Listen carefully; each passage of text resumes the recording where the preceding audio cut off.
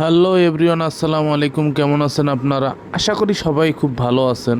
তো গাইস, আজকে একটা পার্টিতে ঢাকা বোট ক্লাবে গিয়েছিলাম। ঢাকা বোট ক্লাব বলতে আপনারা যেটাকে পরিমণির বোট ক্লাব হিসেবে চেনেন, অর্থাৎ পরিমণি যেখানে, যাই হোক অত কথা না বলি। তো আমি ঢাকা বোট ক্লাবে গিয়েছিলাম একটা পার্টিতে। তো সেখানে গিয়ে আমাদের যুব ও ক্রীড়া প্রতিমন্ত্রী আমিনুল হক সাহেবের সাথে দেখা হয়ে গেল। তার সাথে অনেক এমপি মন্ত্রীরাও যুক্ত ছিলেন প্রেস কনফারেন্সে, এবং তারা একটি টুর্নামেন্টের প্রাইজ মানি দিচ্ছিলেন এবং অ্যাওয়ার্ড দিচ্ছিলেন।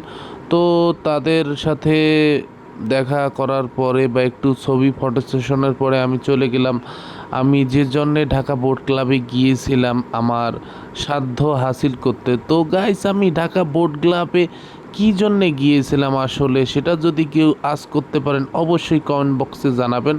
তবে ঢাকা বোট ক্লাবের সেদিনের নাইটটা সত্যিই খুব আমার জন্য একটি স্মরণীয় রাত হয়ে থাকবে। হই আবে টু পার্টি শুরু হি হে টু টু ডু।